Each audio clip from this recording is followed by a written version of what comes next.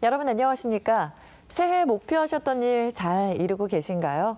아마도 많은 분들이 가족들이 건강하고 경제가 살아나서 생활이 나아지기를 바라고 계실 겁니다. 리얼토크 만나봅시다. 그래서 오늘은 부산 경제계를 이끌고 있는 허용도 부산상공회의소 회장을 모시고 새해 부산 경제 전망과 계획을 들어보면서 올해 살림살이가 얼마나 나아질 수 있을지 가늠해 보도록 하겠습니다. 안녕하십니까? 네, 반갑습니다. 네. 이제 새해가 시작된 지 2주가량 됐는데요. 먼저 저희 시청자분들께 덕담 한 말씀 부탁드리겠습니다. 희망차게 시작한 개년 새해도 어느덧 10여일이 지났습니다. 올 한 해 황금대지의 좋은 기운을 받아 부산 시민 여러분 그리고 지역 상공인 여러분 힘내시고 올해 소망하는 모든 일 성취하시길 바랍니다. 네, 그럼 지금부터 본격적으로 질문을 드리도록 하겠습니다. 지난주였죠. 한 아세안 특별 정상회의 부산 유치 성명을 발표하셨더라고요. 특별한 이유가 있으셨던 거죠? 올해 개최될 특별 정상회의에도 아시안 10개국 정상을 포함한 기업 대표 등 4,000명 이상이 참석할 것으로 예상되어 유무형의 경제적 효과가 클 것으로 기대됩니다. 부산은 이미 2014년 한 아시안 특별 정상회의를 성공적으로 개최한 경험이 있으며 네. 이를 계기로 아시안 지역 부산 진출 업체들의 인지도와 매출이 높아지는 효과를 보았습니다. 부산은 주력 산업의 붕괴로 제도화의 돌파구가 필요한 상황에서 이번 특별 정상회의는 세계 5대 경제권으로 성장 중인 아시안 시장에 지역 기업의 진출 교두보를 마련할 수 있는 좋은 기회입니다. 네, 그 기회를 꼭 잡았으면 좋겠다라는 생각이 드는 게 요새 서민 경제가 굉장히 좋지 않다고 하잖아요. 그래서 경제 단체에서도 경제 성장률을 굉장히 지금 낮춰서 보고 있는데 올해 부산 지역 경제 성장률 어떻게 보십니까? 국내의 주요 금융기관 대부분이 올해 한국 경제 성장률을 지난해에 비해 전망치를 하향 조정하였습니다. 큰 흐름에서는 미중 무역 분쟁, 반도체 사이클 둔화, 건설 투자 부진, 노동시장 경직, 설비 투자 이축 등의 악영향으로 경기 둔화가 우려됩니다.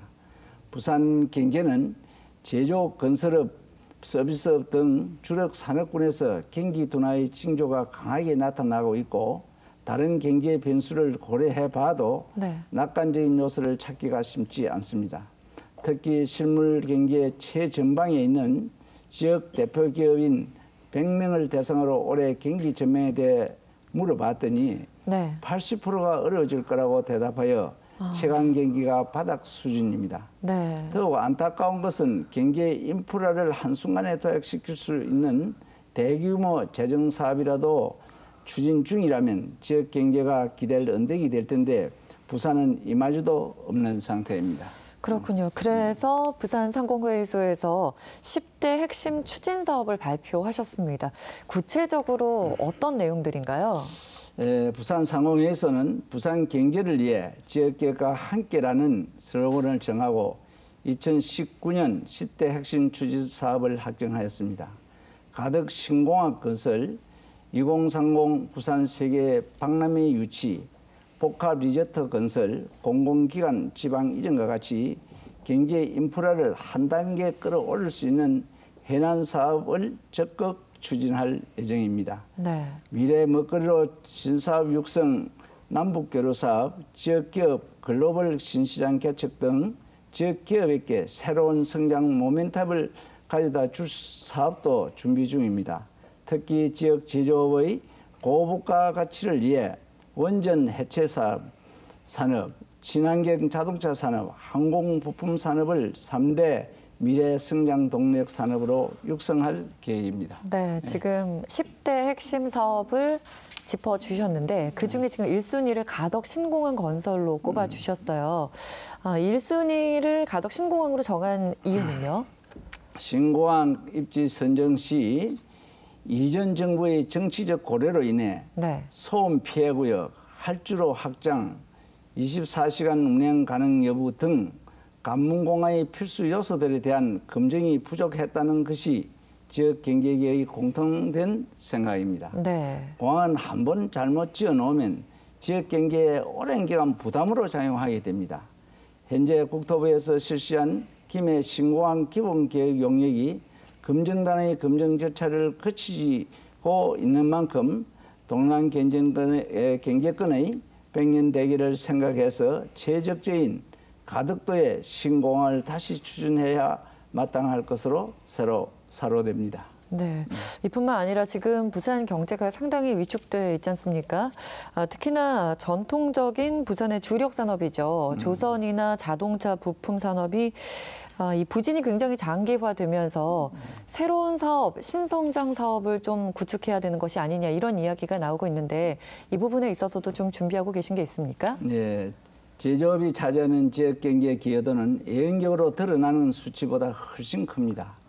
향후 전개될 4차 산업시대에도 제조업을 기반으로 한 업종 간 융합이 대세를 이룰 것으로 전망되며 지역 경제 측면에서 보면 투트랙 전략을 구상해야 하며 우선 기존의 틀을 벗어나 지역 경제의 성장을 견인할 수 있는 금융산업, 관광 마이스 산업 같은 새로운 성장 동력 산업 육성에 주력해야 할 것입니다. 아울러 현재 주력 제조업이 보유한 기술을 활용하여 새로운 부가가치 산업으로 진출할 수 있도록 활로를 열어주기 위한 노력도 병행되어야 하고 특히 새로운 산업은 갑자기 하늘에서 뚝 떨어지는 것이 아니기 때문에 기존의 기술력을 활용하여 진출할 수 있는 고부가가치 산업을 발굴하는 것이 우선되어야 합니다. 네, 그리고 이 부분도 좀 많은 분들이 궁금해하시더라고요. 부산 상공계가 중심이 돼서 부동산 신탁회사 설립을 추진하고 계시다던데 특별히 이 사업에 지금 추진하고 계신 이유가 있으신 건가요? 부산 부동산 신탁을 설립하게 된 배경은 네. 지역 내 새로운 산업 인프라 조성과 지역 기업들의 사업 진출 분야 확대를 위해 국내 유일의 지역 기반 신탁회사 설립을 추진 중이며 부산 상위가 주축이 되어 27개의 지역 기업들과 공동 컨소시엄을 구성하고 있습니다. 현재 운영 중인 11개의 부동산 신탁사는 2009년 이후 신규 인가가 없는 상태로 경쟁 수준이 낮고 서울에 본사가 집중되어 있어 새로운 시장 재편의 필요성에 의해 올해 상반기 3개 업체에게 신규 허가를 내줄 예정으로 되어 있습니다. 현재 12개 컨소시엄이 신규 사업인가를 신청해 놓은 상황인데 지역기업은 으로서 우리 부산 상위가 유일한 것으로 알고 있습니다. 그렇군요. 지난해는 시장님이랑 함께 싱가포르 복합 리조트 시찰을 하고 오셨더라고요. 부산 상공회의소에서도 복합 리조트 개발을 추진하고 계시던데요. 지금 구체적으로 나와 있는 계획이 있습니까? 부산 상인은 작년에 이미 부산행 복합 리조트 건설을 위한 전문가 용역을 마무리하고 지난주 최종 보고에도 마쳤습니다. 건설 기간 동안 5조 3천억 원의 경제 효과, 1만 6천 명의 고용 효과, 운영 이후 연간 6조 원의 경제 효과, 2만 2천 명의 고용 효과가 발생하게 됩니다. 세계에서 가장 큰 관광시장으로 부상 중인 동북아 지역은 이미 일본, 러시아, 대만 등이 다수의 복합 리조트 건설을 추진하면서 각 축전을 벌이고 있습니다. 부산이 지금의 골든타임을 놓치면 관광 산업이 심각한 타격은 물론 막대한 국부 유출도 우려되며 싱가포르와 같은 랜드마크형 복합 리조트를 건설하기 위해 조만간 부산 복합 리조트 추진위원회를 구성하여 관련 법 개정에 적극 나설 계획입니다. 네, 그 복합 리조트 안에 오픈 카지노 이야기가 나오고 있더라고요. 내국인 입장이 가능하기 때문에 아직까지 우리나라에서는 내국인 입장이 가능한 오픈 카지노에 대해서 좀 부정적인 시각이 많기 때문에 이 부분도 해결해야 할 요소라고 생각하시는데 어떻게 보고 계십니까? 오픈 카지노에 대해서는 잘못된 정보로 인해 시민들이 내국인 도박 중독자 확산에 대한 막연한 두려움이 있습니다. 이미 싱가포르는 까다로운 내국인 입장 규제를 통해 도박 중독자 예방을 훌륭히 하고 있으며 이웃 일본은 싱가포르보다 더 강력한 수준의 내국인 입장 규제를 법으로 통과시키며 복합 리조트 건설에 총력을 기울이고 있습니다. 우리도 해외 사례를 참고하여 우리 실정에 맞는 강력한 내국인 도박 중독 억제 프로그램을 설계하면 될 것으로 믿습니다. 네, 그렇군요. 그럼 지금부터는 부산의 국내 위상에 대해서 좀 짚어보도록 하겠습니다.